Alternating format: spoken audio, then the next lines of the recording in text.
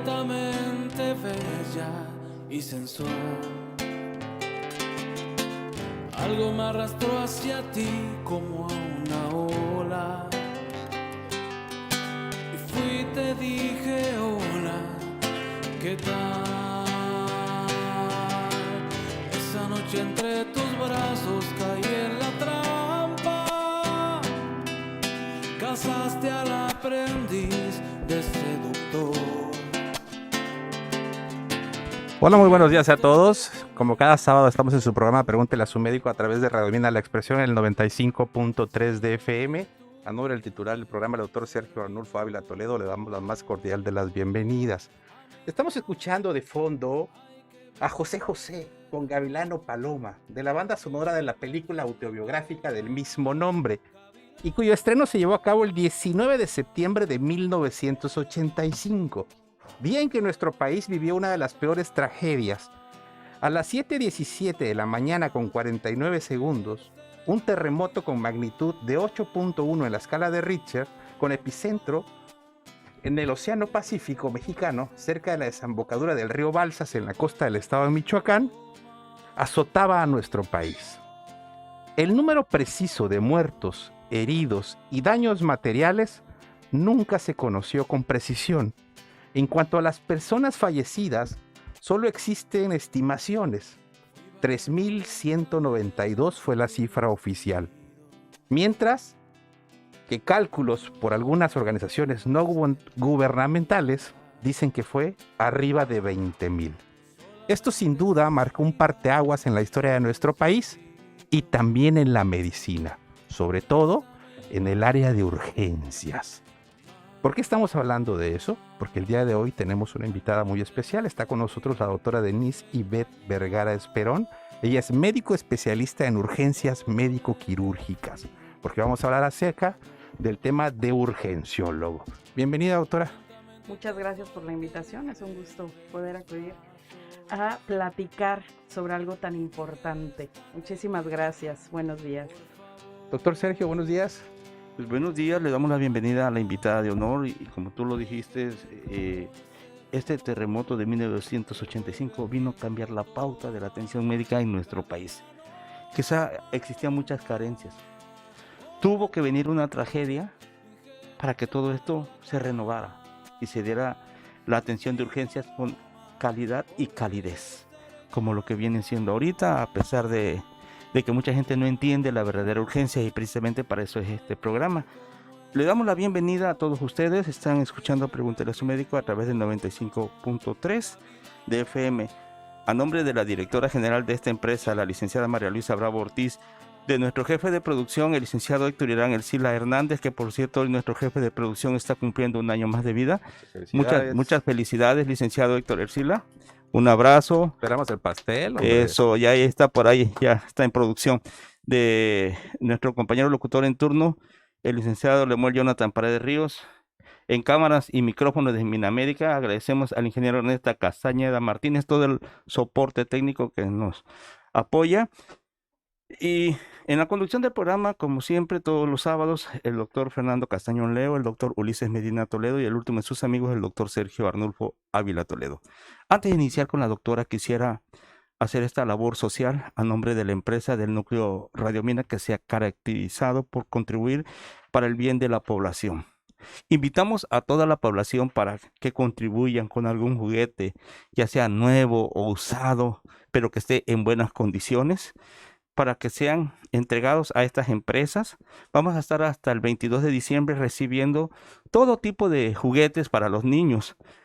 Recuerden que juntos para hacer una Navidad diferente para los niños de aquí de Minatitlán, niños que necesitan un juguete, vamos a darle una sonrisa a través de un regalo que usted, querido público Radio Escucha, y nuestros fieles cibernautas traigan estas oficinas con mucho cariño y con mucho amor. Los vamos a recibir para darle la alegría a estos niños que los necesitan. Pues vamos a iniciar el programa con la primera pregunta. Adelante, doctor Castañón. Doctor Ulises, bienvenido. No, nada. Hola, buenos días a todos. Buenos días, doctora. Es un tema importantísimo porque aunque ya está bien establecidos qué padecimientos son urgencias, todavía a la población le sigue generando mucha, este, pues, pues mucho disgusto a veces que llegan al servicio porque ellos así consideran que lo que tienen es una urgencia, ¿no? Cuando realmente, pues, es un padecimiento que bien pudiese esperar tal vez una consulta normal. Y partiendo de esto, doctora Denise, bienvenida, muy buenos días. Pues partimos, ¿qué es un urgenciólogo? Para que las personas que nos están escuchando y nos están viendo entiendan y empecemos primero por entender qué es un médico urgenciólogo. Así es un especialista en medicina de urgencias. ¿Y qué es lo que hace? Bueno, este se enfoca en la detección, el manejo e investigación de toda lesión, problema o evento agudo, ¿sí? Que pone en peligro un órgano o incluso la vida. Esta especialidad tiene una duración de 3 años, donde el médico en formación de especialista debe de adquirir las habilidades, conocimientos y aptitudes para manejar todo tipo de situación que se presenten. Como siempre decimos, vemos desde el recién nacido hasta el más grande de la casa. Tenemos que ver a todo tipo de pacientes y debemos saber afrontar todo tipo de situación que llega a nuestro servicio, sobre todo por el gran adversario que tenemos, que es el tiempo. Es muy importante, sobre todo, saber manejar este tipo de situaciones cuando el tiempo es lo que más nos apremia en un servicio de urgencias. Son las 11 de la mañana, 11 de la mañana con 10 minutos. Vamos al primer corte comercial y regresamos a este tu programa, Pregúntale a tu médico.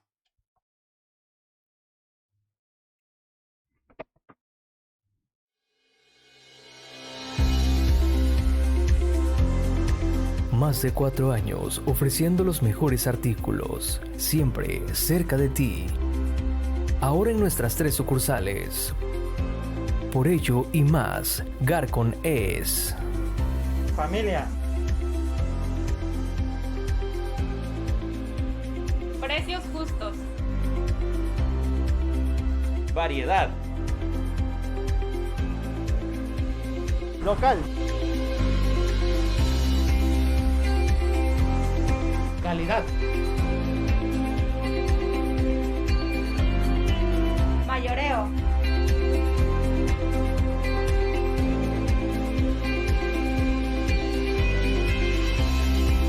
menudeo,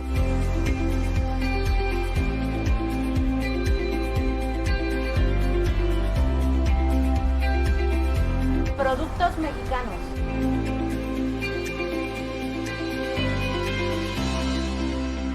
Te agradecemos por seguir confiando en nosotros. Ven y encuentra lo ideal para tu hogar. Con mi dolor, causando penas, voy vagando por ahí. Estamos de regreso en su programa Pregúntele a su médico a través de Radio Mina La Expresión, el 95.3 de FM. De fondo escuchamos al charro de Huentitán, Vicente Fernández, con la canción Urge, compuesta por Martín Urrieta y estrenada en 1990, como parte del álbum Mientras ustedes no dejen de aplaudir. Urge es una de las 41 canciones que forman parte de la playlist Esperando turno en el IMSS de la plataforma Spotify, junto con Duele de Elefante, Me muero de Carlos Rivera, Dolores de Enjambre, Mátenme porque me muero de Caifanes, El son del dolor de La Cuca y muchos más. Parece chiste, pero esto es algo que sucede frecuentemente. El servicio más maltratado de los hospitales es el servicio de urgencia. Y seña de esto es este tipo de playlist, donde piensan que uno los hace esperar por gusto. Pero a lo largo del programa se van a enterar cuáles son los momentos de espera y por qué son los momentos de espera. Pero regresando a la canción de entrada, doctora, ¿nos podría explicar qué tiene que ver el terremoto de 1985 con la especialidad de urgencias? Como ya lo dijo el doctor Arnulfo, esto fue un parteaguas en la medicina en México. Desafortunadamente, durante este sismo hubo demasiadas pérdidas, así en muchos aspectos, pero también en el sector salud, en cuanto a infraestructura, personal de salud, recursos humanos. Por lo tanto, nuestro sistema de salud se vio rebasado ante ese desastre y colapsó. Entonces, este sismo hizo evidente que tanto en México como en muchos países de Latinoamérica no contábamos con médicos capacitados para atender este tipo de desastre o situaciones tan graves como se presentaron. Por lo cual se decide México por iniciar un programa de especialización en medicina de urgencias, ¿sí? Para tener este personal capacitado para este tipo de desastres. Por lo que en marzo de 1986 inició en México el primer curso de especialización en urgencias médico-quirúrgicas, con sede en los servicios de salud del Departamento del Distrito Federal. El hospital sede fue el Hospital Balbuena. Y inició con 15 residentes. Y posteriormente, al ver el buen funcionamiento y los resultados de este tipo de especialidad, se extendió este programa a las demás instituciones, como en el IMSS en 1991, la Secretaría de Salud inicia la especialidad en el 2001, se extendió al ISSSTE en el 2005, actualmente hasta Pemex cuenta ya con dicha especialidad en formación. Y muchos otros países de Latinoamérica empezaron también con este tipo de programa, pero la medicina de urgencias inicia su historia tras el terremoto de 1985.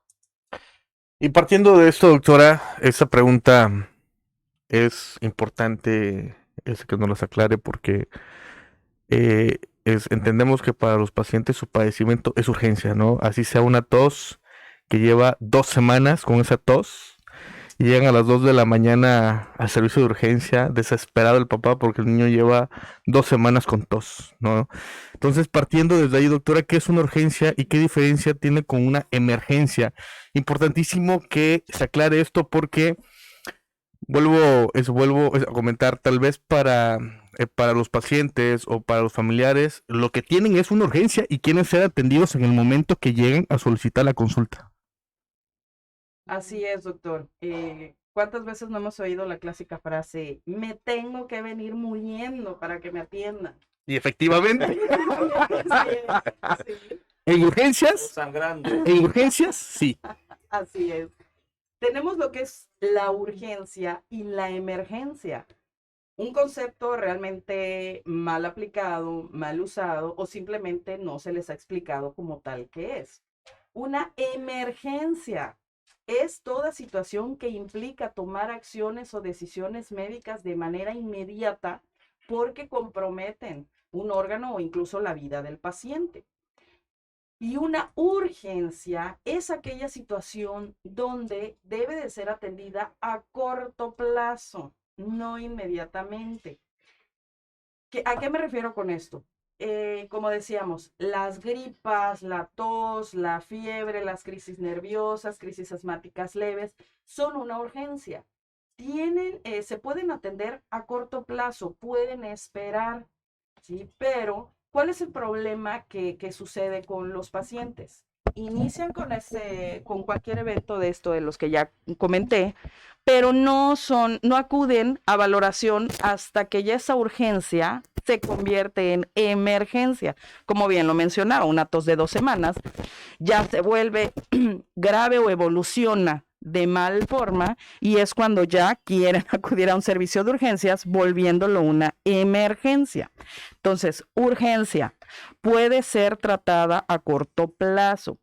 Yo inicio con síntomas hoy, puedo acudir el día de mañana con mi médico familiar a una revisión. Y ya este es el que detecta si hay algún dato de alarma, por lo cual tuviera yo que acudir a un servicio de urgencias. ¿Cuáles son el tipo de emergencias? Bueno, como los traumatismos graves, hemorragias severas, asfixia, pérdida del conocimiento, los accidentes de tránsito, electrocución, baleados, como es costumbre por acá. Efectivamente, esas son las emergencias y qué es lo que se debe de atender inmediatamente. Y una urgencia, decíamos, las crisis nerviosas, las gripas, esa tos de 2 semanas, ¿sí? La fiebre que quieren que se resuelva inmediatamente y no es así. ¿sí? Ahora, es importante, toda urgencia puede convertirse en emergencia si no es atendida a tiempo. Es importante, doctora, que nos aclare este punto porque al menos nosotros que trabajamos en los hospitales y pasamos por el servicio de urgencia, siempre vemos el servicio llenísimos. O sea, en verdad, o sea, las personas están sentadas, hay cola, es increíble. Y a lo que voy, ¿qué porcentaje real de las personas que están saturando el servicio ameritan tal vez una consulta de urgencia? Precisamente por el entendimiento de lo que usted ahorita nos acaba de aclarar puntualmente. Realmente, ¿cuántos ameritan una consulta de urgencia y cuántos deberían de ir con su médico familiar a que les atienda esa tos de 2 semanas, esa fiebre que lleva una semana en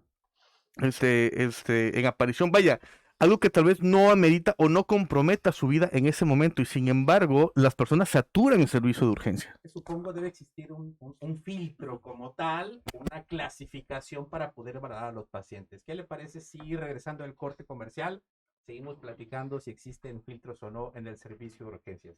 Estás en tu programa Pregúntale a tu médico a través de Radio Vienda la Expresión, el 95.3 de FM. Un corte comercial y regresamos. Casi no se escucha, me acerco más. Okay. Perdón.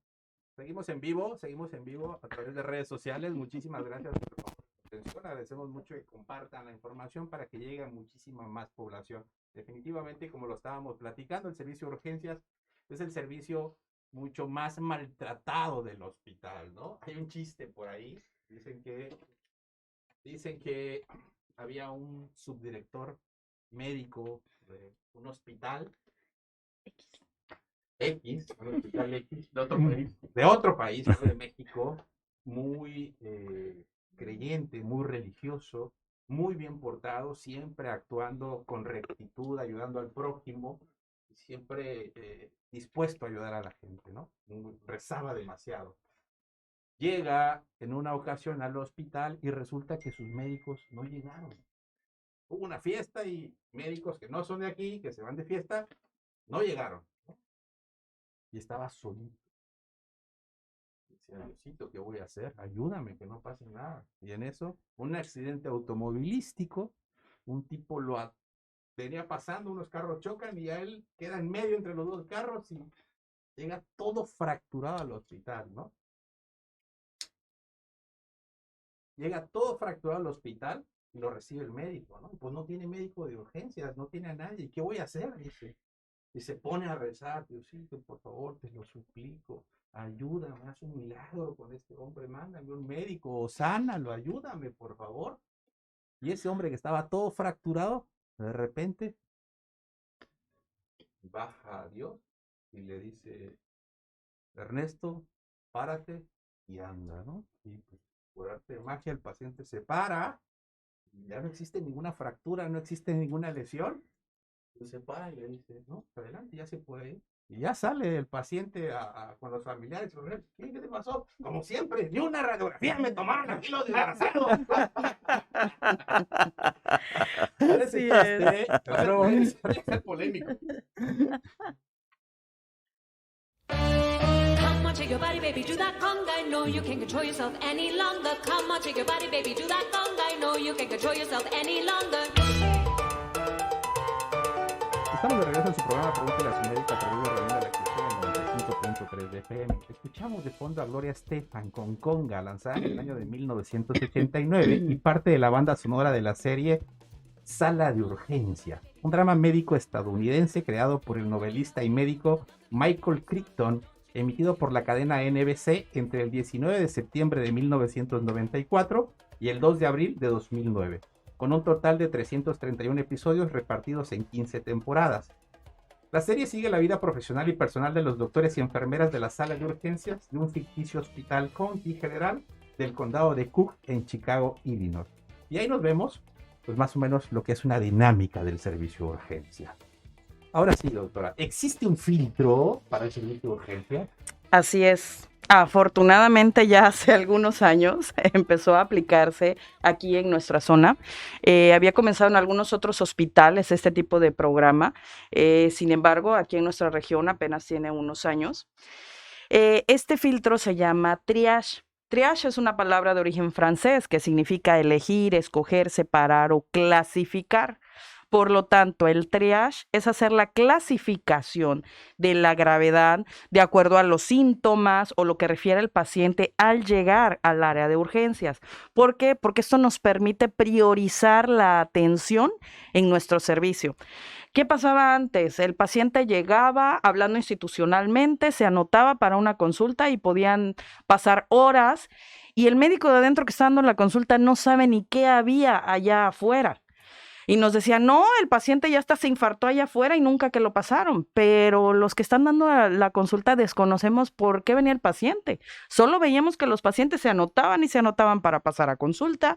Y el verdaderamente grave pensábamos que solo era el que llegaba en la ambulancia, era el que se atendía inmediatamente, o el que literal llegaba muriéndose, sangrando, era el que se atendía. Pero todo lo demás que estaba en la consulta, pues sí, podían pasar horas y no sabíamos ni por qué venían. Recuerdo cuando empezó a implementarse el programa, también hubo expresiones de, ¿y para qué me hacen esa entrevista? Yo ya quiero mi consulta. O sea, fue un poco difícil echar a andar el programa y que la gente entendiera que esto era para el mismo beneficio del paciente.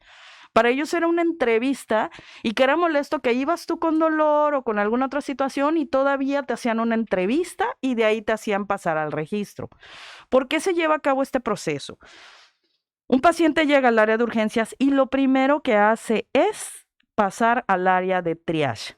En este filtro se pregunta por qué síntomas viene, cuál es el problema por el que acude a urgencias, se le toman los signos vitales y se clasifica la gravedad del paciente. ¿Cómo lo clasificamos? Por medio de colores. Y de acuerdo a sus colores es el tiempo de espera. No va a ser el mismo color aquel paciente que llega refiriendo dolor en el pecho, sugestivo de infarto, pues al que llega diciendo pues tengo gripa, tengo tos, etcétera.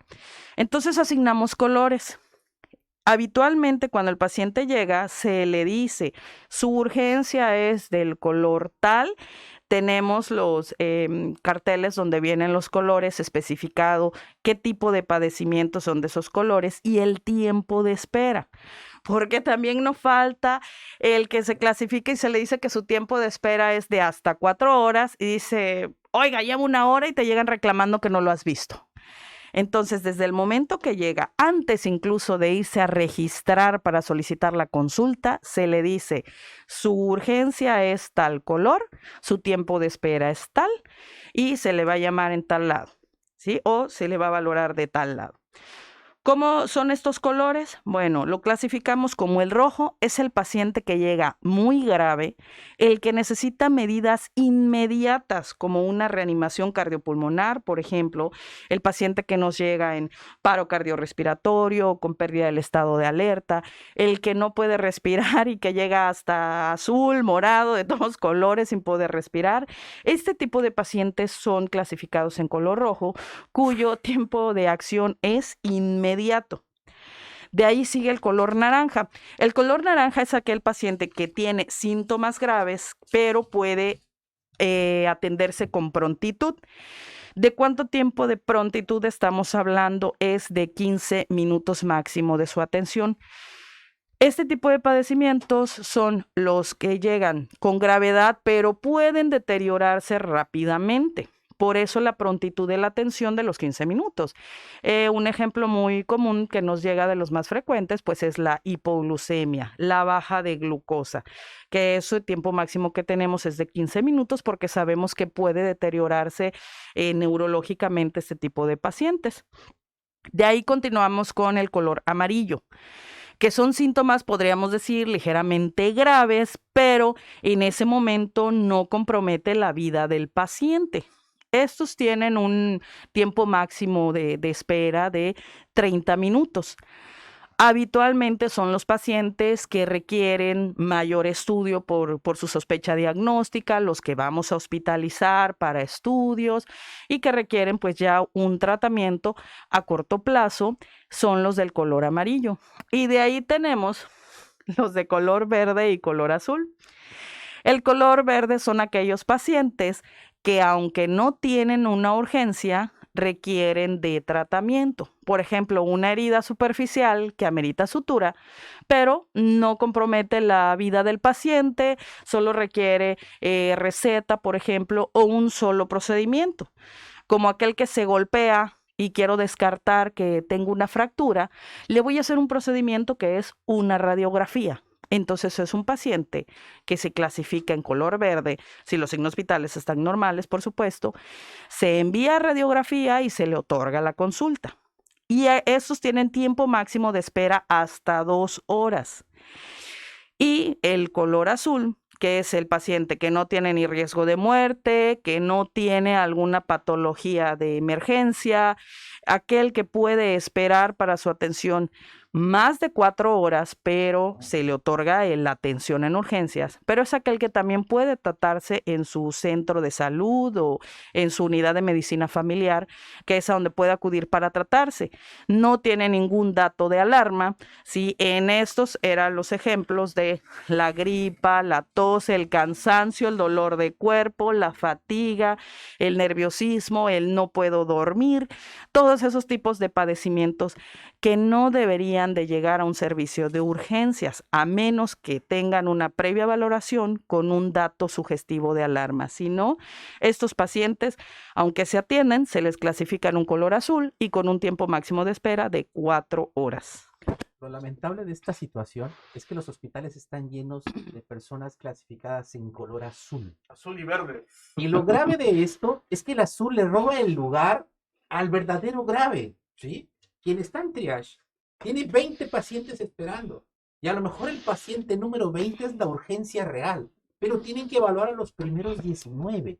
Eso es lo que la gente no capta. El hecho de que yo vaya por una gripa, por una tos, por un escurrimiento nasal, porque me duele la cabeza, porque me agarró un estado, un ataque de ansiedad, eso genera que el paciente verdaderamente grave se complique y pueda fallecer.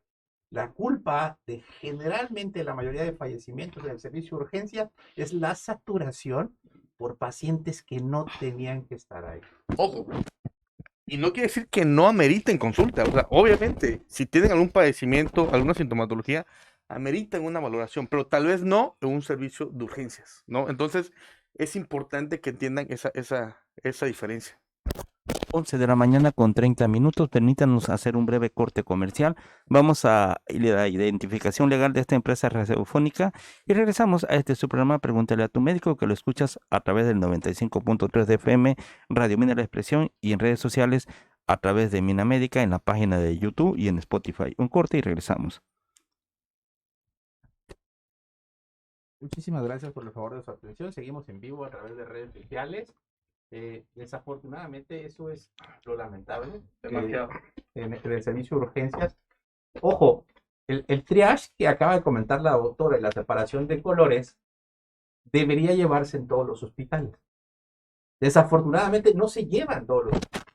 Y a veces tenemos hospitales quien clasifica al paciente que pasa y no pasa es un asistente, ¿no? Es una asistente médica que no tiene ningún conocimiento de la rama médico. O incluso puede ser el médico interno. O el médico interno que está en formación, ¿no? Él dice, Así no, es. pues es urgente y no es urgente. Pero ese termina siendo un problema completamente administrativo. Ese no es culpa del médico que está adentro. El médico que está adentro no sabe lo que está afuera, como bien mencionaba la doctora, ¿no? Hay pacientes que realmente están infartados. Y yo estoy revisando a un niño que tiene una fiebre, no de hoy, sino de hace 4 o 5 días. Como bien dice el doctor, no significa que no amerite la atención. Sí, pero usted dejó pasar 4 días. ¿No? ¿Por qué se le volvió urgencia el domingo a las 3 de la mañana, no? ¿Por qué no fue una urgencia desde el viernes, desde el jueves y comenzó la fiebre? Y esa es la parte que cuesta mucho trabajo en la educación del paciente. Sigue siendo, pues aún cultural, como bien dijo la doctora. No hace mucho se acaba de implementar eso del triage, y al menos nosotros en ginecología, que también manejamos un área de urgencias, lo vemos, porque pues obviamente el triage con las embarazadas no es lo mismo una embarazada que llega porque tiene gripa a una embarazada que llega que siente que no se le mueve el bebé o que tiene un sangrado. Y a veces la que tiene gripa ya lleva, no sé, 1 hora esperando, y la que siente que no se le mueve bebé viene llegando y la pasas, genera conflicto. O sea, realmente genera, ya te están tocando la puerta o ya te están reclamando. Por eso es muy importante ese tipo de pláticas para que pues, las personas se vayan concientizando y vayan entendiendo qué es una urgencia, ¿no? Que tienes toda la razón, siempre se ven incluso conflictos, ya sea verbales, quizás hay veces hasta físicos, cuando llega el paciente y ve pasar a otro. Dice, oye, ¿por qué lo pasaste? Si viene llegando y se ve bien. Lo vemos, sí. Quizá antes en la sala de urgencias existía el influyentismo. Llegaba el hijo, el sobrino, el nieto de algún dirigente sindical o de un alto funcionario. Y, oye, por favor, ¿me lo puedes valorar? ¿Qué se veía? Ya es raro verlo ahorita. Pero ahorita esto ha cambiado con el triage y fue una buena medida, créeme, un buen filtro para el médico de urgencias. Aquí no hay recomendados.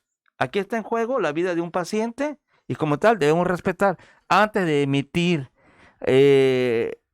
algo hacia un paciente que lo ves que llega a la sala de urgencia y lo atiende inmediatamente, primero indaga el por qué, como dice el doctor Ulises Medina, es un sangrado, no se ve, pero al momento en que estás ya en la sala de toco, de exploración y ves que se viene y hay veces hasta el producto ya de fuera, ahí es donde se tiene que alegrar porque si no se te va el paciente. Es lo que el paciente que está en espera en la sala de urgencias debe de aprender la educación médica que es el triage y respetarla tal como es. Sí, cultural, totalmente, Cultural. ¿no?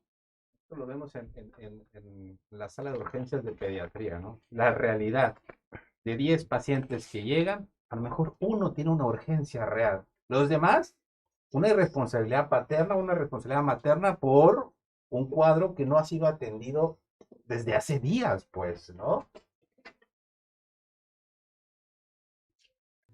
Sentí la fragilidad en una sala de urgencias. Cualquier día tropiezas y te partes en dos, comiendo aceitunas y bebiendo cerveza, o con esa calada que te dio malatos. ¿Y dónde irán? Estamos de regreso en su programa Pregúntele a su médico a través de Reunión de la Expresión, el 95.3 de FM. Escuchamos al artista español Muerto con la canción de Urgencias, del álbum Flores en el Acero, lanzada en el año 2018. Una canción bastante significativa para todas aquellas personas que han estado en el servicio de urgencias. Habla de la fragilidad que tiene nuestro cuerpo, nuestro organismo, que una simple caída puede llevarte a ser una persona en una sala de urgencias, ¿no? Y cómo la vida te puede cambiar tan rápidamente ante cualquier circunstancia adversa, algún accidente, y cómo cambia tu perspectiva, ¿no? Y esto es lo que termina pasando en las urgencias reales. La gran mayoría de pacientes sale agradecido con el servicio de urgencias. La gran mayoría de pacientes. Pero las cosas buenas generalmente no se dicen. Se entera la gente de las cosas malas. Hay una mala atención y salen todos los periódicos. Sí, pero hubieron 10,000 atenciones buenas y nadie habló de las atenciones buenas, ¿no? Solo aquellas personas que han caído en el servicio de urgencia con una urgencia real, la gran mayoría está súper agradecido con los servicios, ¿no? Sí, y es como lo mencionas. No tendría por qué serlo, pero al final del día es polémico, porque seguramente en las redes lo veremos y habrá alguna persona que nos esté escuchando y dirá, pero es que si yo me siento mal me tienen que entender, ¿no? O sea, así sea una gripa. Y efectivamente, el chiste de este programa es que entienda cuál es la diferencia entre una urgencia real y una urgencia sentida, que al final la gran mayoría son urgencias sentidas, ¿no? Bueno, y hay algo muy polémico, hablando de pediatría. Esta pregunta va formulada para los dos, para usted, doctora urgencióloga, doctora Denise Ivette Vergara Esperón, y para usted, doctor Fernando Castañón Leo. Lo más común y lo que nos aterra a nosotros los papás, la fiebre en pacientes pediátricos, ¿es una urgencia? De no ser así, entonces, ¿a qué se le pudiera considerar una verdadera urgencia pediátrica? Hablando de la fiebre en pacientes pediátricos. Muy buen punto el que toca, porque la verdad en urgencias, en la población pediátrica, la fiebre es el primer motivo de consulta, el mayor. Porque, bueno, una que es madre y ahora lo entiende, ¿verdad? Pero se satura por la angustia, la preocupación del padre de que mi hijo tiene fiebre y voy inmediatamente al servicio de urgencias. Es lo que más se puede decir, nos pega. Es entendible, sí, porque estamos hablando de la población pediátrica, pero es difícil también educarlos cuáles son los datos de alarma cuando se presenta la fiebre para poder llevarlos a una sala de urgencias y cuál se puede manejar, sí, como decíamos, a corto plazo. ¿Cuáles son los factores de riesgo o los datos de alarma para llevar a un niño a urgencias? Pues un menor de 3 meses de edad con fiebre. La fiebre habitualmente, si es alta, hablamos de 39 grados en niños de 3 a 6 meses de edad o de 40 grados a cualquier edad, ya que pues una fiebre alta tiene riesgo en un paciente de hasta los 5 años de edad de presentar crisis convulsivas por fiebre. Es ahí donde son de lo que hacemos más hincapié en los padres cuando presentan la fiebre alta. Sin embargo, ahorita que estamos en época ya de enfermedades respiratorias, haciendo a un lado el COVID, ¿no? Hay influenza, están todas las infecciones respiratorias a más no poder. Entonces, toda fiebre empieza con fiebre y ya están en un servicio de urgencias. Tenga la edad que tenga, algunos ni siquiera, obviamente, tienen termómetro en casa, sienten al niño calientito y ya voy al área de urgencia a que me lo chequen, ¿no?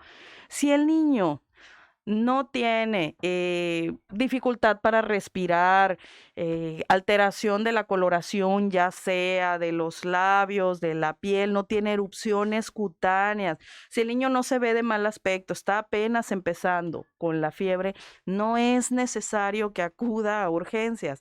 Ahora, pongamos otro escenario, es un niño que empieza con fiebre, yo acudo con mi médico familiar, con mi médico particular o etcétera, acuden a valoración médica en otro lugar que no es un área de urgencias, inicia un tratamiento y con el paso del tiempo, hablamos de 48, 72 horas, hasta 4 días, el paciente persiste con fiebre porque no mejoró ante un tratamiento y presenta fiebre alta o complicaciones agregadas, como me refería a la dificultad para respirar o un mal estado general del niño, ¿sí? Entonces es momento de ir a un servicio de urgencias. Pero ya es un paciente que ya inició un tratamiento y que presenta complicaciones. Es un paciente que sí amerita más estudios, amerita tratamiento y puede ir al área de urgencias. El niño que está demasiado irritable o con demasiado sueño en presencia de fiebre y fiebre alta, ese también amerita una valoración por urgencias. Pero la mayoría de los que atendemos están comenzando o a veces ni llegan a 38 grados, que arriba de 38 grados es una fiebre. A veces tienen lo que se llama febrícula, ¿sí? Que es menos de 38, entre 37 y 37.9, pero el niño se siente hirviendo, dice la mamá, pero a veces no llega ni a 38 y corren asustados al servicio y tampoco ni siquiera fiebre llegan. Se les explica el manejo en casa y que lo lleven a valoración con su médico familiar o su centro de salud y se le da seguimiento y que en el momento que le encuentre un dato de alarma, entonces sí acudir. Es importante esta parte que menciona la doctora. Primero saber qué es fiebre, ¿no? Fiebre es por arriba de 38 grados centígrados. La gran mayoría de la población llega, es que mi hijo tiene fiebre, tiene una semana con fiebre, ¿no? ¿Cuánto ha tenido de temperatura? 37. 37.3. Eso no es fiebre. Fiebre es a partir de 38. La Academia Americana de Pediatría y la Academia Europea de Pediatría recomiendan dar medicación para la fiebre solo si esta es igual o mayor a 38.3 grados centígrados. Antes de eso se sugiere manejar con medios físicos nada más. Recordemos que la fiebre... ¿Qué son los medios físicos? ¿Podría explicarle a la población? Estamos hablando de pañitos de agua templadita, no tiene que ser agua fría. La gente acostumbra a poner hielo, ¿no? Agua templadita en la frente, en la pancita, meterlos a bañar, quitarle su ropita para que estén frescos. Quien tiene clima, prender el clima, no le va a pasar absolutamente a nada a un niño que esté en un clima, al contrario, va a disminuir la temperatura. Estos son los medios físicos. Entonces es importante que sepan que esto no va a pasar. Y lo clásico es que el papá cree que va a convulsionar su hijo. ¿sí? Que su hijo va a convulsionar y por eso están corriendo. De entrada tienen que saber que las edades de convulsión por fiebre es entre los 6 meses y los 5 años más o menos de edad. Niños que estés fuera de ese rango no van a convulsionar por fiebre. Y si convulsionan por fiebre, hay otra cosa. Hay una infección muy seguramente en el cerebro y es completamente diferente, ¿no? Pero es importante que sepamos que la fiebre realmente no es nuestro enemigo. La fiebre es nuestro amigo. Tenemos que aprender a saber que nuestro sistema de defensa tiene, digamos que, la primera línea de defensa de nuestro cuerpo, imagínense, es un batallón de lanzallamas.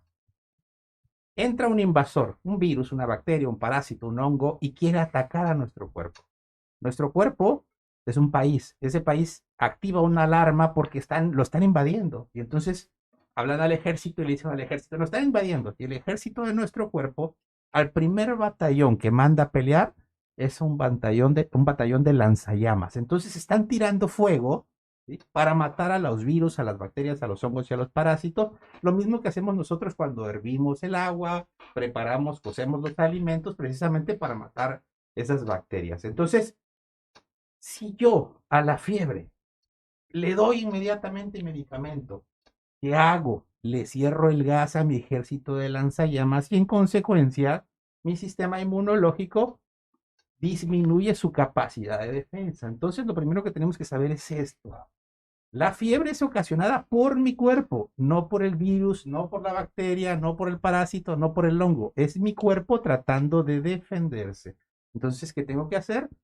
Mientras no llegue a 38.3, pañitos, ¿sí? Si ya llegó a 38.3, prácticamente todo el mundo tiene su casa y se automedican. Eso es lo extraño, porque llegan, es que tiene fiebre, pero ya le di paracetamol, doctor. Bueno, y entonces, Lo más común. ¿para qué viene, no? Entonces, ¿qué sería una urgencia, como dice la doctora? Una fiebre acompañada de otra sintomatología que ponga en riesgo. Bueno, bebés pequeños, generales menores a 3 meses o menores a 6 meses, si tienen fiebre, eso sí tienen que ir al hospital, ¿vale? Pero por arriba de esa edad, al menos que tengan dificultad respiratoria, que se vean mal, ¿sí? Que estén muy adormitados, que no se levanten, dolores insoportables de cabeza, ¿sí? Cosas que no se vean normales, ¿sí? No nada más el niño que tiene fiebre, sino que venga acompañado de otra sintomatología. Ese es el que tiene fiebre. Como menciona la autora, estamos en la época de las infecciones respiratorias, ya es invierno, aunque aquí en Minas siempre haga calor. La verdad es que se incrementan las infecciones respiratorias. ¿Qué afección respiratoria sería o tendría que ir a una consulta de urgencia? Y eso es importante porque pues una de las principales consultas por las cuales llegan es por gripas, ¿no? Y efectivamente, una gripa se puede complicar, claro que sí. ¿Cuáles son esos datos que nos indicarían que ameritaría una consulta de urgencia, doctor? Tenemos las infecciones respiratorias agudas y crónicas, pero las crónicas llegan a presentar una agudización. Entonces, ¿cuáles tratamos en urgencias? Infecciones respiratorias agudas o las crónicas agudizadas, que son complicación de ese propio padecimiento. ¿En qué momento va a ser una emergencia este tipo de infecciones? Cuando presenta ya un compromiso de la función respiratoria. Aquel paciente que no es posible que inhale como tal el oxígeno, que haya una obstrucción, que haya una dificultad real para poder respirar. Que vemos pacientes, por ejemplo, con una respiración muy acelerada, ¿sí? Empiezan a haber cambios a nivel de la piel, de la coloración, a nivel de los labios alrededor de la boca, las uñas se pueden poner azules. Cuando vemos que es notorio la dificultad para respirar, esos son datos de alarma para acudir a un servicio de urgencias. Ahora, pacientes asmáticos que ya saben que padecen asma, muchos aprenden ya a controlar su padecimiento cuando tienen crisis leves, pero incluso incluso ya sea en pediátricos o en adultos, ellos empiezan a sentir cuando ya esa crisis leve puede avanzar a una moderada a severa. Pueden presentar una tos que es asfixiante, como le decimos. Me empiezo a toser y me pongo de todos colores porque no puedo respirar, me falta el aire, no puedo ni siquiera emitir palabra porque no tengo el suficiente aire ni siquiera para hablar. Es cuando ellos se dan cuenta que ya pasaron de una crisis leve a una moderada o severa. Pacientes que ya tienen sus enfermedades crónicas como la neumopatía obstructiva crónica pulmonar y que ellos tienen recaídas y empiezan a reconocer sus propias agudizaciones como el aumento de la tos, de la flema y esa dificultad para respirar. Actualmente, con tiempos de COVID, la mayoría tiene un oxímetro en su casa y es fácil identificar, le colocan el oxímetro y ya ven que hay una disminución. Ahorita es muy del dominio público las cifras para la disminución de esta saturación y que dicen, no, ya tiene menos de 90, corro a urgencias. Pero habitualmente en tiempos, digamos, no COVID, ¿sí? Las emergencias respiratorias son esas, cuando ya hay un compromiso real de la respiración. Hablamos de infecciones respiratorias altas y bajas. ¿Cuáles son las altas? Pues la faringitis, el típico me duele la garganta, tengo gripa, tengo tos. Ese tipo de infecciones respiratorias, aunque son agudas, pero no comprometen la vida del paciente, no son padecimientos de urgencias, solamente que hay alguna complicación detectada previamente por una valoración médica habitual. Y los que sí se atienden son los que ya mencioné, donde hay obstrucciones, donde puede haber incluso un cuerpo extraño en la vía respiratoria, aquel niño que se tragó algo, no puedo respirar, ya se me puso hasta morado, corre al hospital. Sí, son de ese tipo de padecimientos los que tratamos en urgencias, los compromisos de la respiración reales. Bueno, como lo acaba de decir la doctora Denise, urgencióloga, las urgencias están catalogadas de las vías respiratorias en altas y bajas. Las altas, como lo dijo, los problemas comunes de angina, la gripe común, la rinitis, el escurrimiento nasal, el estornudo, la sinusitis, esas no son urgencias como tal, no saturen la sala de urgencias. Las infecciones de vías respiratorias bajas que van, como dijo la doctora, desde una obstrucción por cuerpos extraños, muy común en la edad pediátrica, el asma, la bronquitis, las neumonías de cualquier tipo, esas sí son catalogadas como verdaderas urgencias, siempre y cuando esté comprometida la ventilación. Por eso es importante darle un buen servicio a la sala de urgencias. Si usted no se siente tan mal o no está tan grave, por favor, beneficia más yendo con su médico a nivel particular o a su centro de salud para que en verdad la persona que lo necesite sea atendida con calidad y calidez. Vamos a un corte y regresamos 11:50 para antes de ir al corte, pues queremos invitarlos. El Núcleo Radio Mina, como lo ha caracterizado, tiene a bien llevar a cabo la colección de juguetes nuevos o en buen estado para esos niños que en verdad lo requieren. Démosles juntos para hacer una Navidad diferente a esos niños de aquí de Minatitlán. El Núcleo Radio Mina y la población, creo que podemos hacer una Navidad feliz a esos niños necesitados. Vamos a un corte y regresamos.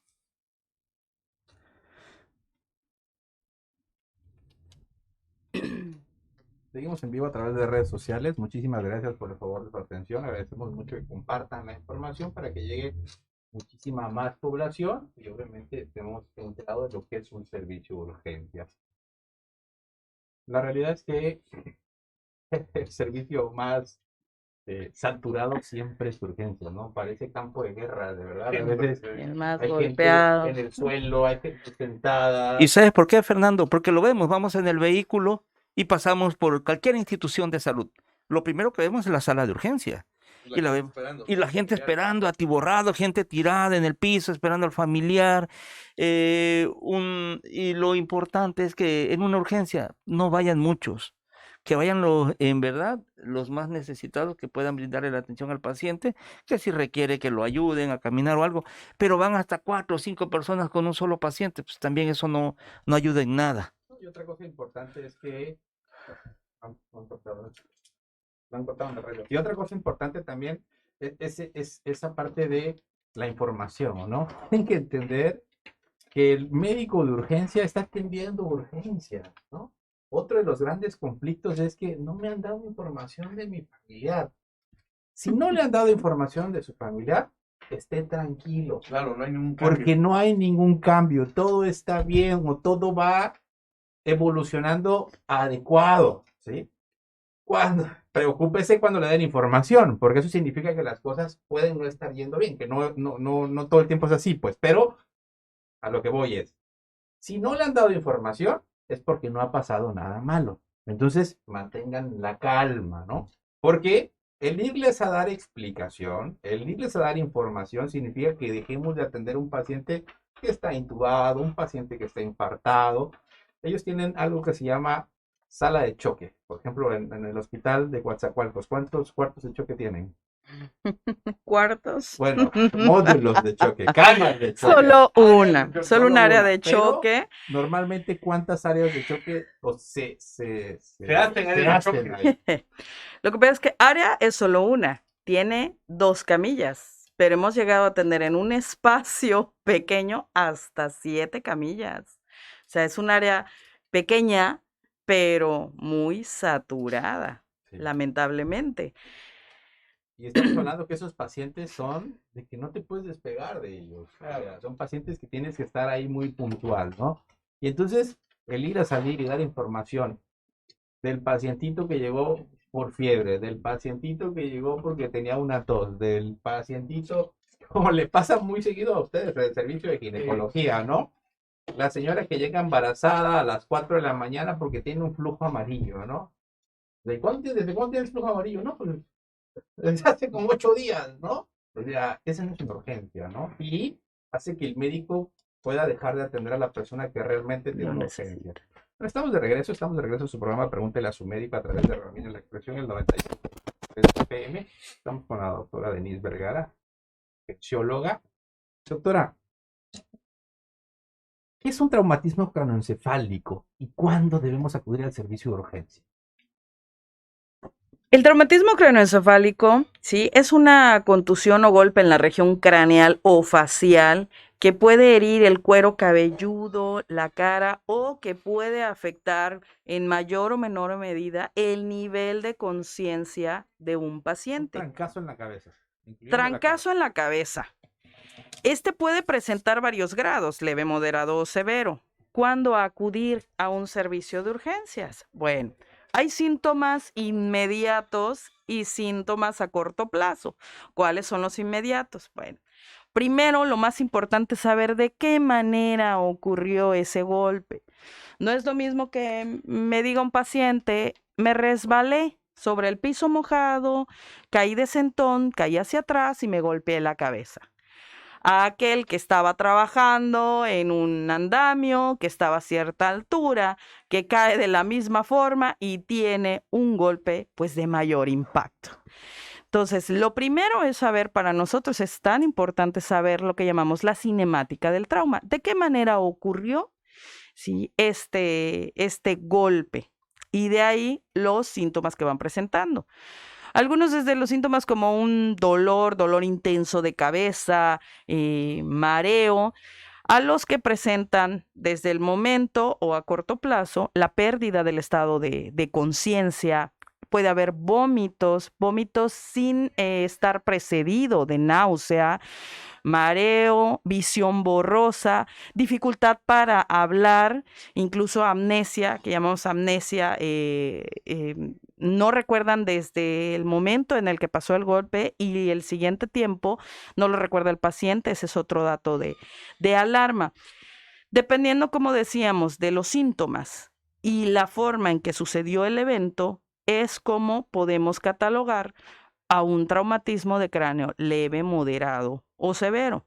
No es lo mismo en una población pediátrica o que en un adulto mayor que tenga un traumatismo de un gran impacto, ¿sí? En el que ya estamos sospechando las complicaciones que pudiera tener. Ese tipo de pacientes inmediatamente hay que llevarlos a un servicio de urgencias. Doctora, otra de las consultas de urgencias que más se presentan, ¿qué es una crisis hipertensiva? Una crisis hipertensiva es la elevación de la presión arterial, ¿sí? En cifras de igual o mayor de la presión sistólica de 180, que comúnmente es la que los pacientes llaman la presión de arriba y mi presión de abajo, ¿no? Así es como ellos hacen la lectura. Cuando la presión de arriba es igual o mayor a 180 y la presión de abajo, que es la presión diastólica, está igual o mayor a 120, se considera una crisis hipertensiva. ¿Cuál es la diferencia entre una urgencia y una emergencia hipertensiva, doctora? Ok. Una urgencia hipertensiva es cuando se da esta elevación de la presión, pero con síntomas inespecíficos o leves. El paciente puede decir, tengo un leve dolor de cabeza, siento mareo, veo lucecitas, ¿sí? Y me zumba el oído y tengo ganas de vomitar y me chequé la presión en mi casa y sí la tengo elevada. Se valora en un servicio de urgencias, pero el control de esta presión no amerita ser un control inmediato. Puede ser en horas, semanas o días, incluso lo que es el tratamiento de una urgencia hipertensiva. No hay una urgencia de bajarla, digamos, de golpe, que es lo que habitualmente el paciente llega y dice, tengo la presión, normalícela. Tiene síntomas inespecíficos o síntomas leves, se puede ajustar tratamiento y mandar a casa. Una emergencia hipertensiva es aquella que esta elevación de la presión ya nos causa afección de algún órgano diana, como cuáles: cerebro, corazón, riñón, retina, etcétera. Y ya presenta síntomas graves. Es el paciente de que muchas veces encontramos a un familiar tirado en el piso con pérdida del estado de conciencia, es llevado a un servicio de urgencias y se le detecta una presión altísima, ¿sí? Todo paciente con elevación de la presión y con síntomas graves es una emergencia hipertensiva. Estamos en un país en donde los principales padecimientos es la hipertensión y la diabetes. Ahorita ya hablamos un poquito sobre la hipertensión y lo relacionado es con la diabetes, doctora. ¿Cuándo sería cuándo una persona diabética pudiese tener indicado acudir a una consulta de urgencias? Como bien lo mencionas, nuestra población, la mayoría diabética e hipertensa, y es también el mayor motivo de consulta en un área de urgencias, desde una urgencia hipertensiva a una emergencia y las complicaciones por la diabetes. Como quisiéramos que todos los pacientes, ¿verdad?, llevaran un adecuado control, que se supieran qué cifras están manejando y en el momento que se altera, pues acudir a un ajuste de tratamiento con su médico tratante. Sin embargo, hay complicaciones agudas de la diabetes, que son 3 las más importantes. Una es la hipoglucemia o baja de azúcar en la sangre por debajo de los 70 miligramos por decilitro. Y tenemos pues las que provocan por la elevada cifra de azúcar en la sangre, como es la cetoacidosis y el estado hiperosmolar hiperglucémico. Los síntomas pueden variar. Muchas veces el paciente llega y te dice, es que me siento mal y sé que traigo elevada mi azúcar. O el que llega más deteriorado y hasta el familiar nos dice, es que creo que se le bajó el azúcar. ¿Qué le parece si nos comenta de eso después de un corte comercial? La Claro que sí. diferencia entre el paciente que tiene baja azúcar y el paciente que llega con un azúcar excedida en la sangre. Vamos a la identificación legal de la empresa radiofónica. Son las 12 en punto. Les recordamos la donación de juguetes a esta empresa para los niños que en verdad lo requieren. Pueden traerlas a nuestras instalaciones del núcleo Radio Mina y con gusto llevemos una feliz Navidad a esos niños que en verdad requieren de los juguetes. Un corte y regresamos. Son las 12 en punto. Juguetes. Muchísimas gracias por el favor de su atención. Por favor, compartan para que muchísima gente esté, pues, obviamente educada en estos temas. Agradecemos mucho a nuestros patrocinadores, el Grupo Galcón. Muchísimas gracias por la confianza. Okay. Pues, sin duda, un tema bastante polémico para la población, como bien dice el doctor Ulises. A lo mejor piensan que nosotros aquí estamos tratando de justificar el que no sea un servicio eficaz, ¿no? Cuando la realidad es que no es, ¿no? La realidad es que los culpables de que el servicio de urgencias no funcione, inicialmente pues es administrativo por la falta de capacidad, la falta de camas. Recursos. Por eso ustedes ven a los pacientes en las camas, ¿no? Y no es que yo, en el suelo, y no es que yo como urgenciólogo quiera ponerlo en el suelo, no tengo dónde ponerlo, ¿no? Desde ahí empieza, ¿no? Nuestra infraestructura, la falta de personal, ¿sí? Y obviamente la gran culpabilidad. Nosotros como usuarios de los servicios de urgencias generalmente no somos responsables, ¿no? Y saturamos los servicios de urgencias. Y yo recuerdo mis visitas al servicio de urgencia con mis papás era porque tenía calentura, ¿no? Porque tenía anginas, ¿no? Tiene anginas el niño, llévenlo, ¿no? Y ahí haciendo cola en urgencias. La realidad es que no somos, pues no somos responsables, ¿no? En ese sentido. Y seguimos teniendo un servicio de salud pues malo, la verdad, y donde se ve reflejado es en el servicio de urgencias. Ahí es donde se ve reflejado todas las carencias que puedan existir. Sí, mira, es el servicio quizás más difícil, hasta, por decirlo vulgarmente, es hasta donde hay chingadazos. Hay ofensas, hay mentadas de madres. En mi formación como médico tuve muchos retos, me retaban a golpes, e incluso me ofendían. Sí, no, pues no, tú sabes que como médico y menos en formación no puedes tocar al paciente, tienes que poner tus manos hacia atrás, ¿sí? Entonces, recordatorios familiares, agresiones, amenazas, hubo uno incluso que lo suturé de la cara. Y la verdad hice todo mi esfuerzo porque quedara bien, no quedara como Juan Charrasqueado. ¿Y cuál fue mi premio? Una escupida en la cara. Entonces, no, ¿cómo cree? Si soy un cirujano plástico. Lo que pasa es que llega gente muy agresiva. Hay veces llega exigiendo. ¿Y sabes cuál es la palabra? No me va a dejar de mentir usted. Pero es que yo pago mi seguro. O yo tengo derecho porque me descuentan. Por mí tragas. Por mí tragas.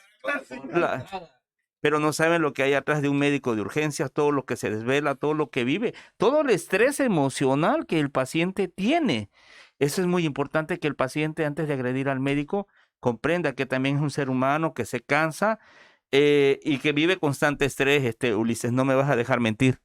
Hablábamos en el corte comercial sobre lo difícil que es estar en un servicio de urgencias. Obviamente, toda la gente llega excitada, llega alterada por su familiar enfermo, por su urgencia, y se olvidan los modos a veces, ¿no? Y empezamos a exigir, y es el servicio que más tiene médicos golpeados, insultados o amenazados, ¿no? Entonces es bastante complicado. Ahora sí, doctora, ¿nos puede decir las diferencias entre azúcar baja y azúcar alta para llegar a urgencias? Bueno, la baja de azúcar en la sangre tiene varias etapas, pero el familiar o el paciente puede empezar a identificar sus síntomas sugestivos, empezando por un dolor de cabeza leve que puede progresar de intensidad, sueño, letargo, demasiado somnoliento, puede haber una sudoración fría que le llaman y puede ponerse, dijéramos, blanco, pálido. Esto puede ir progresando de acuerdo al nivel de glucosa que tenga. ¿Sí? No es lo mismo tener 60 que llegar a 20 miligramos de glucosa. Y puede presentar ya niveles graves, convulsiones o la pérdida del estado de alerta.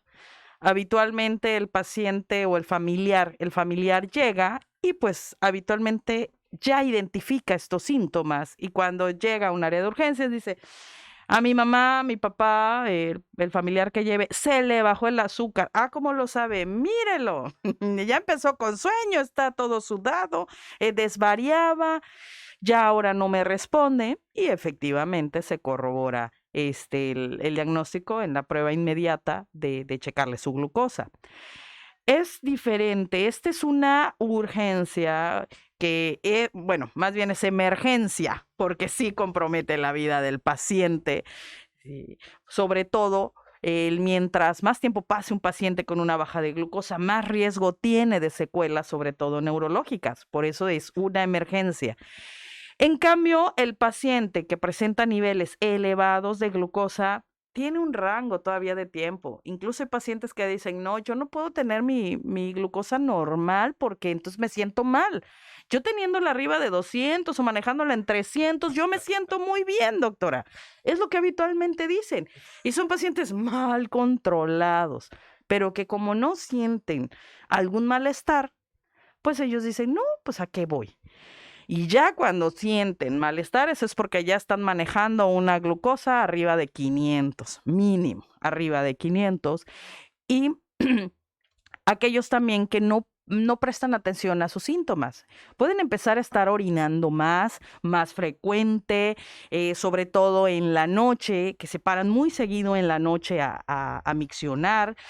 Aquellos pacientes con el aumento de la sed, tengo mucha sed. Y de acuerdo a los niveles también van presentando los síntomas. Hay algunos también signos como la taquicardia, la alteración de su respiración, pueden presentar respiraciones más rápidas, un aliento afrutado o incluso también el deterioro del nivel de conciencia. Pero sí hay esta diferencia entre los síntomas de cuando se me baja la glucosa o cuando la traigo alta o muy alta. El umbral todavía es amplio cuando el paciente la maneja alta. No es así cuando se baja. Es un infarto agudo al miocardio. ¿Cuándo debemos sospecharlo y correr inmediatamente al servicio de urgencia?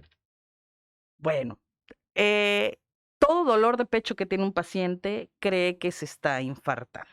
Entonces, es una excelente pregunta. ¿Qué es un infarto del miocardio? Pues hablemos que el miocardio es la capa interna del corazón. Y un infarto del miocardio se define como la lesión de una o varias zonas de esta capa por obstrucción de su circulación. Cuando hay alguna obstrucción en una o varias de las arterias coronarias es cuando se da un infarto y que esto se traduce en muerte de esa zona o de ese tejido, pues que se quedó sin circulación. ¿Cuándo debemos sospechar? Bueno, como le decía, no todo dolor de pecho es de un infarto. Hay dolores musculares, hay dolores de pecho de origen cardíaco y de origen pulmonar. Nosotros siempre hacemos un interrogatorio dirigido para descartar o corroborar este tipo de sospecha. Pero el paciente puede presentar un dolor de pecho, varía en la intensidad, puede comenzar leve y progresar a intenso o aparecer ya intenso de manera súbita. ¿Qué localización? Puede ser, digamos, en donde está el esternón, que es al centro del pecho, ¿sí? Decíamos, detrás de donde te colocas la corbata, ahí si te duele y si además eres diabético o hipertenso, sospecha de un problema cardíaco. Este dolor puede ser también del lado izquierdo y puede extenderse al cuello, a la mandíbula, puede extenderse hacia el hombro o hacia el brazo. Si este dolor intenso se siente como que aprieta, que es el que le llamamos opresivo, se corre o se extiende hacia estas zonas que mencioné y va acompañado de sudoración, ganas de vomitar, mareo, ¿sí? Es una alta sospecha que el paciente está presentando un evento cardíaco. Si el paciente es diabético, hipertenso, con sedentarismo y además fumador, ¿sí? Un dolor de pecho, ahí sí, de estas características, corre a tu servicio de urgencias más cercano para que te descarten un evento cardíaco. ¿Y cuál es el tratamiento de urgencia de un infarto al miocardio Bueno, o de un infarto cardíaco? Desde que el paciente llega y se sospecha o se tiene la alta sospecha de un evento cardíaco, el manejo inicial es colocación de oxígeno suplementario, ocupamos la aspirina. Si estamos pensando que es obviamente por una obstrucción en la circulación, pues se inicia con la aspirina para tratar de, digamos, evitar más coágulos u obstrucción de la sangre. Y ocupamos un medicamento que se llama nitroglicerina, que es para ayudar a disminuir el trabajo del corazón y tratar de tener una mejor circulación. Se realiza el electrocardiograma, paciente que llega con datos de sospecha, se atiende de manera inmediata, se realiza el electrocardiograma y de confirmarse ya hay un tratamiento específico como anticoagulantes o los trombolíticos, que son los que se encargan, digamos, de aguar la sangre, tratar de evitar más coágulos o de moverlo, ¿sí? Y mejorar las condiciones del paciente. Y el tratamiento ya es específico de los padecimientos también adyacentes que traiga el paciente y las condiciones en las que llegue. ¿En qué momento se lleva a la sala de terapia intensiva un paciente infartado? Bueno, de antemano, un paciente infartado, ¿sí?, amerita una unidad de cuidados intensivos coronarios. Dependiendo aquí en Coatzacoalcos o en la zona no la hay, tenemos solo unidad de terapia intensiva, no de cuidados coronarios, pero es en aquel paciente que es recuperable, que tiene ciertos criterios y de acuerdo a la lesión que presenta. No todos ameritan, no todos llegan con el tiempo necesario para poder dar el tratamiento óptimo. Hay algunos pacientes ya infartados que llegan en tiempo, digamos, nosotros fuera de ventana para un tratamiento ideal. Entonces, pues ya no son pacientes que se les otorga todo lo que se les puede dar y no serían ya candidatos a una unidad de terapia intensiva. ¿Cuáles son las intoxicaciones más frecuentes dentro de las visitas muy socorridas a los hospitales? Son las intoxicaciones. ¿Cuáles son las intoxicaciones más frecuentes y cuándo debemos sospechar de una intoxicación? Bueno, son variables de acuerdo al grupo de edad y al hábitat. Por ejemplo, nosotros estamos en zona industrial. Entonces, en cuanto a los trabajadores, pues es frecuente que tengamos intoxicaciones por productos industriales, como el ácido sulfúrico, sulfídrico, el monóxido de carbono. Sin embargo, en la población en general, como decía, dependiendo del grupo de edad, las mayores motivos de urgencia por intoxicación son ingesta de alcohol, de fármacos sobre todo, y de drogas. También tenemos aquellas intoxicaciones por productos de limpieza, como en la población pediátrica, productos de jardinería, como los órganos fosforados. Los productos de limpieza, el más común, ¿verdad?, por cloro, ¿sí?, por ingesta de cloro. Y así tenemos diversas intoxicaciones. ¿Cuáles son los síntomas o datos de alarma? Pues dependiendo de lo ingerido.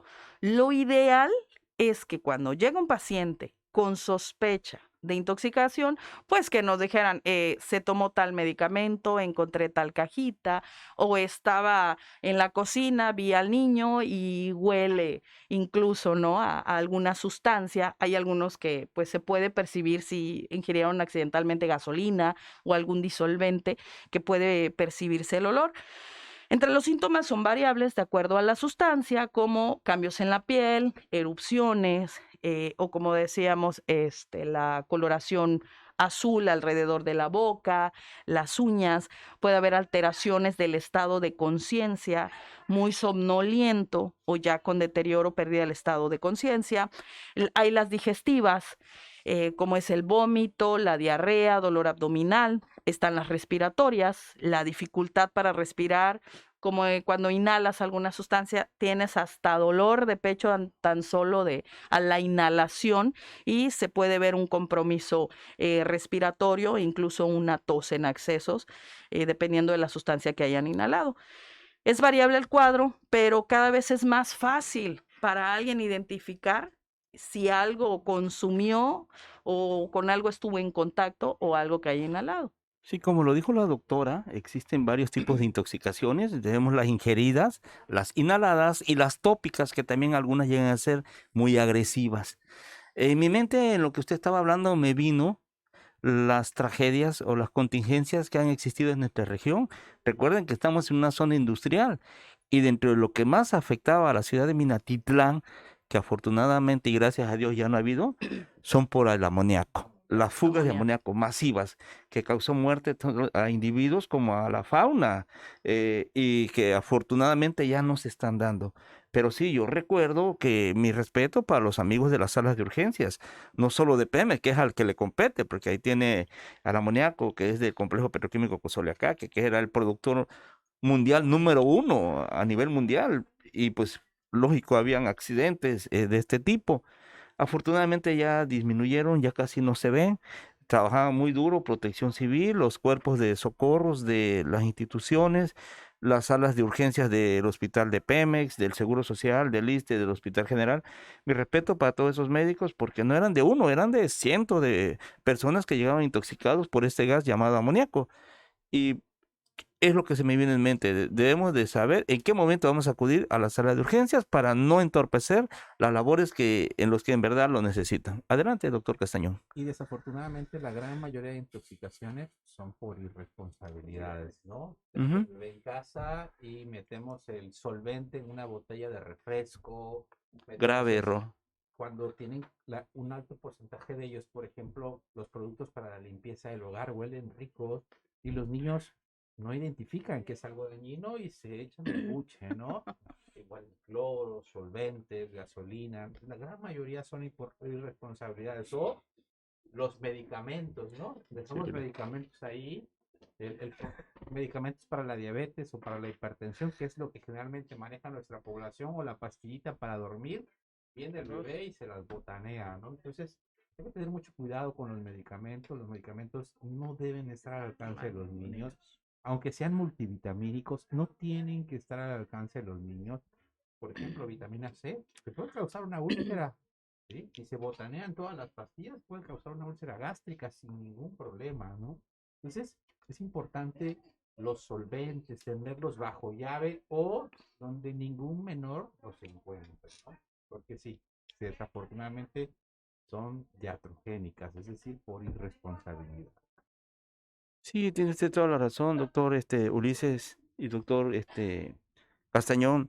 Doctor, ¿algo más que quiera agregar respecto a las intoxicaciones para terminar este tema e irnos a las preguntas de nuestro auditorio? Pues no automedicarse, ¿sí? En cuanto vean algo anormal, ¿sí? Que sospechen de algo que ingirió, acudir, pero no automedicarse. No a todos les funciona. Lo hago vomitar enseguida. No, no en todas las intoxicaciones. O rápido, le meto leche. No a todas tampoco va a funcionar con la leche. Ajá, o sea, no automedicarse, acudir a revisión al servicio de urgencias. Sí, ahí mencionó un punto muy importante, ¿no? Si no saben, no tienen ni idea, no, eviten hacer cualquier maniobras. Por ejemplo, vomitar. Si es un solvente, el solvente va quemando, quema cuando entra. Y usted lo hace vomitar, quema cuando sale. ¿Sí? Eso se tiene que inactivar con algunos productos especiales que se tienen en los hospitales. Usted le está ocasionando una quemadura doble a su bebé, a su hijo, a su pariente. Entonces tengan mucho cuidado, ¿no? A lo mejor dicen leche, ok, leche, ¿no? Van a hacer que la pancita, ese solvente o esa sustancia pase del estómago a otro lado, lo estamos acelerando. No, vayan al hospital mejor, vayan al hospital. Y como bien dice la doctora, si tienen la cajita, el medicamento, la bolsita, el empaque, llévenlo. Eso es Son de gran ayuda. Muchísima ayuda para nosotros. 12:20, vamos a un corte comercial, ya estamos en la recta final, nos vamos a las preguntas de nuestro auditorio y regresamos a Pregúntale a tu médico, que se transmite a través del 95.3 de FM Radio Mina La Expresión y a través de redes sociales en Minamérica y por Spotify. Un corte y regresamos. Muchísimas gracias por el favor de su atención, agradecemos mucho que compartan para que llegue a muchísima más población. Pues al parecer no hay preguntas, regresando al corte comercial, pues prácticamente vamos a despedirnos con un pequeño resumen de la doctora, porque está súper claro, todo el mundo entendió, ya nadie va a ir por Ojalá y tu boca sea sagrada. Con más razón, a mí me urge. Me tienen que ver. No. Es real, ¿eh? Esto en verdad esto no es broma, es real. Una vez llega una embarazada a las 4 de la mañana a pedir una consulta y obviamente en las noches, pues el servicio de obstetricia y de ginecología es meramente urgencias, o sea, no hay consulta externa, no hay... Vaya. Y llega la señora y pues obviamente nosotros intuimos que pues tiene algún dato de esa alarma. Le pregunta, señora, ¿cuál es su motivo de consulta? No, pues nada, doctor. ¿Le duele algo? No. ¿Siente que se mueve su bebé? Sí. ¿Y por qué viene ahorita? Es que ahorita no hay gente. Porque en la mañana que he venido siempre hay una colota, doctor, y en la tarde también, pero a esta hora ya vi que no hay gente. Ajá, ¿y qué dato de alarma tiene? Ninguno, solamente quiero ver que mi bebé esté bien. Una consulta que se la, o sea, que se la debe de haber dado, pues, un médico familiar, ¿no? Entonces, parece chiste, pero esto todavía falta que permee mucho en la población para que realmente podamos ver un cambio en las consultas de urgencias. Falta mucho trabajo y sí creo que todo termina siendo un problema cultural y de aprendizaje y pues yo creo que con el paso de los años esto irá mejorando mucho, ¿no? Ojalá, porque sí es lo que más influye. De por sí, como ya mencionaba Fer, nuestro sistema de salud no es el idóneo, la verdad es malo, no tenemos todo lo suficiente y sin embargo tratamos de dar una atención de calidad con los pocos recursos que tenemos. Pero aunado a la saturación, el sobreuso por mal uso del servicio, pues es lo que nos da en la torre. Y ojalá esto sirva para que la gente vaya comprendiendo un poquito más la situación del servicio de urgencias y logremos hacer un mejor uso de él. Pues muchísimas gracias, doctor. ¿Algo más que quiera agregar para despedirnos? Nada, muchísimas gracias por la invitación. ¿Tú, Ulises, algo más que agregar? No, pues es lo que había comentado de cuando estábamos fuera del aire, que esto está bien, este programa es un granito de arena para para que realmente esto empiece a cambiar, porque sí es triste ver cómo los servicios de urgencias están siempre saturados. Hay un dicho aquí entre ginecología que decimos que para ser ginecólogos hay que estar locos, pero para ser urgenciólogos hay que estar re locos, ¿no? Porque siempre está llenísimo. Toda la vida tienen consultas y como es lo que comentaba al inicio del programa, realmente cuántas consultas de las que están ahí esperando son realmente una urgencia. Entonces, este programa se me hace padrísimo y pues bueno, no pierdo la fe que con el paso de los años La población se esto eduque. vaya cambiando y empiece a haber un respeto y una cultura hacia la consulta de urgencias.